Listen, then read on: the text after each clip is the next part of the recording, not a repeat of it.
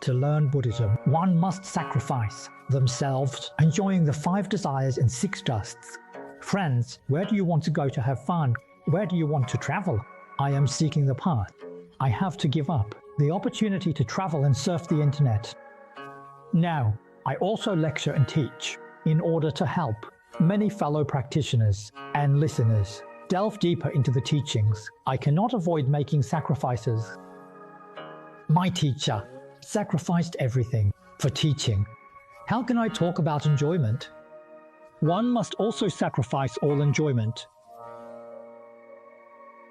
Consider Shakyamuni Buddha when he was alive. If he wanted fame and fortune, it would have been easy for him to enjoy them fully. Why did he live a life of 3 robes and 1 bowl, resting under a tree? Wasn't it to set a good example for all of us sentient beings?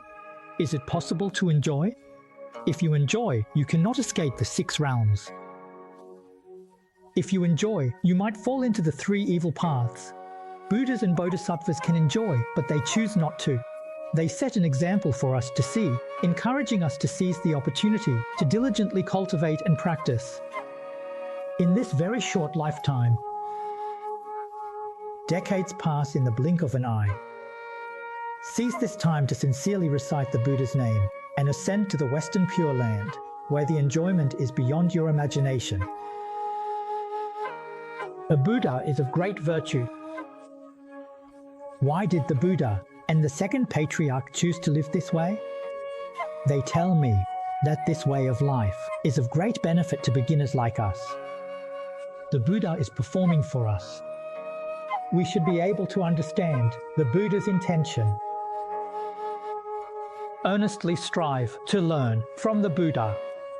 This also leads to the reward of health and longevity, and the reward for a good future life will certainly be even more extraordinary.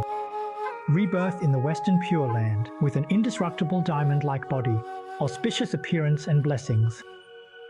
We know that Amitabha Buddha has infinite features, and each feature has infinite virtues. Seeking this is the right path. It is wrong to covet worldly fame, wealth, and the pleasures of the 5 desires and 6 senses. This leads to degeneration. All sentient beings are confused and deluded, competing for power and profit in this world. What he achieved, you all should truly realize. He attained it all. As the saying goes, he was as noble as an emperor and as wealthy as the 4 seas. He achieved it all.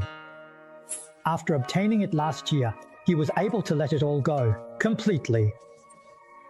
Let me tell you, worldly glory and wealth are not real. That's why the Buddha set an example for us to see. Practicing the path is far superior to worldly glory and wealth, beyond measure.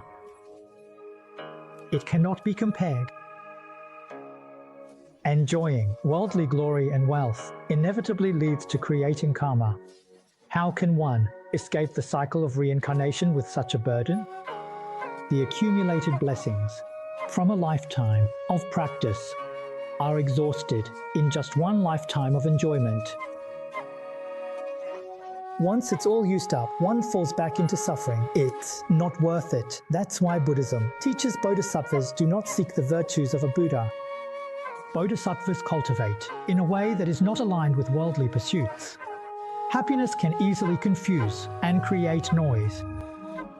This is the example that bodhisattvas set for us. We must let go. There's no choice but to let go. The extent to which one lets go varies from person to person. In short, the more you let go, the less you are affected by external stimuli, which is beneficial. I often reflect on this with my classmates in Jiangxi. Let go of selfishness and self-interest.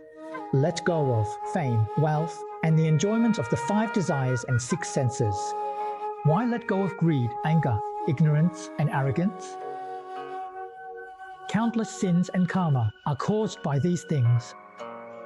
If you refuse to let go, there's no saving you. No one can help. You can't let go because you don't understand the true nature of reality.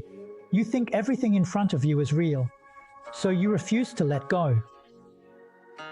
Do you think you're truly enjoying the pleasures of the 5 desires and 6 senses, the fame and fortune?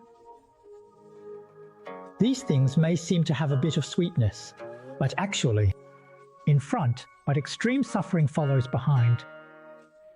The suffering is at the back, it's wrapped in poison, and this deadly poison leads to the retribution of the 3 evil paths. So, if you truly see clearly and understand that it's poison wrapped in sugar coating, would you still want to taste it? You wouldn't. As soon as you see it, you'd turn away and never pay attention to it again, right?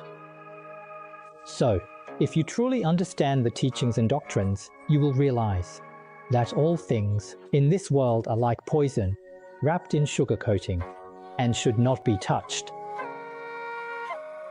If you can truly let go, once you let go, you can see through it all, understand clearly, and comprehend everything about the nature and appearance of all phenomena, both worldly and beyond, including cause and effect. Once you understand, you will attain freedom.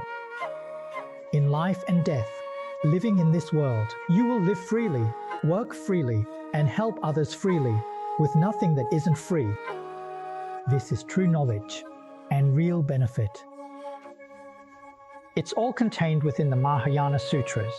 When you encounter the Mahayana Sutras, you find treasures, the treasures of the Dharma. With these 3 treasures complete, you have encountered them all. It requires wisdom to recognize this.